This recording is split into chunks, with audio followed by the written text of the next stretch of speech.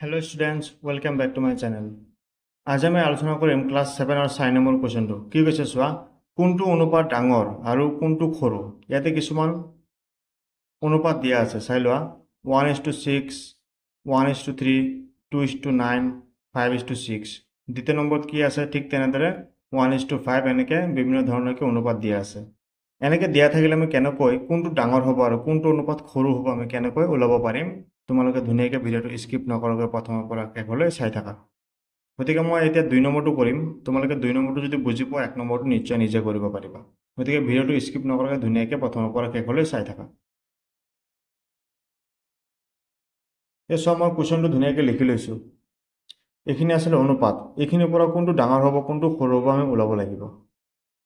এতিয়া কেনেকৈ ওলায়, তোমালোকে এটা নিয়ম পাই আহিছা যে সদায় অনুপাতৰ হৰবিলাক কি হ'ব লাগিব, একে হ'ব লাগিব। কিন্তু ইয়াত চোৱা, ইয়াত হৰ আছে 5, 15, 5, 15, বেলেগ বেলেগ হৈ আছে, 5 আৰু 15 হৈ আছে, হয়নে নাই? এই গোটেইখিনি হৰক আমি প্ৰথমত কি কৰিম, একে বনাই লওঁ। তোমালোকে পাই আহিছা এনেকুৱা অংক। গতিকে চাই থাকা কেনেকৈ কৰিম। প্ৰথমত যোনকেইটা অনুপাত দিয়া আছে তলত আমি ধুনীয়াকৈ চিৰিয়েলভাৱে লিখি ল'ম। 1টো ওপৰত, 5টো তলত, সমান চিন।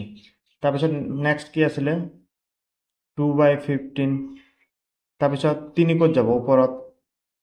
তাৰপিছত থকা 5টো ক'ত যায়, সদায় তলত। তোমালোকবিলাক পাই আহিছা। 3 ক'ত যাব তেনেহ'লে কোৱা, ওপৰত। আৰু 15টো তলত। গুড, তোমালোকে বুজি পাই আছা। এতিয়া চোৱা, এনেকুৱা অংক বহুত কৰিছা আগৰ চেপ্টাৰত, গতিকে নিয়ম একেই। এতিয়া আমি হৰবিলাক একে কৰিব লাগিব। যদি আমি হৰবিলাক একে কৰিব লাগে, আমি কি কৰিছিলোঁ, এই গোটেইখিনি ভগ্নাংশ প্ৰথমটো ভগ্নাংশ ৰেখাৰ ওপৰত ধুনীয়াকৈ লিখি দিছিলোঁ। মানে যেনেকৈ আছে 1/5, 1/5 থাকিব, লগে লগে কি চিন দিছিলোঁ কোৱাচোন, পূৰণ চিন।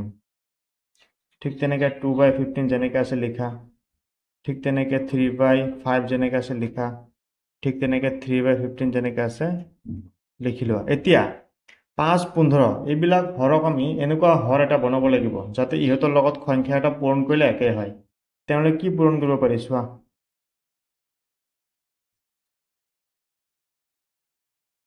তেনেহ'লে আমি হৰটো বনাব পাৰি 5, 15, 5, 15 আছে নহয়, এই 5, 15 তোমালোকে কি কৰিবা, LCM ওলাই ল'বা। চাবা লসাগু ওলাব 15। এনেকুৱা নিয়ম পাইছিলা। তাৰমানে আমি কি কৰিলোঁ, হৰবিলাক চব 15 বনালোঁ। এতিয়া এইবিলাক সংখ্যাৰ লগত মানে হৰৰ লগত এনেকুৱা সংখ্যা পূৰণ কৰা যাতে এইটো 15, 15 হৈ যায়। তেনেহ'লে ইয়াত আছে 15, 15 লগত কি পূৰণ কৰিলে 15 পাম, 1। যদি তলত 1 পূৰণ হৈছে ওপৰতো কিমান হয়, 1। তোমালোকে পাই আহিছে এইবিলাক। 5ৰ লগত কি পূৰণ কৰিলে 15 হ'ব, 3। ওপৰত কিমান হ'ব, 3। 15 লগত 1, ওপৰত কিমান হ'ব, 1। 5ৰ লগত 3, ওপৰত কিমান হ'ব, 3।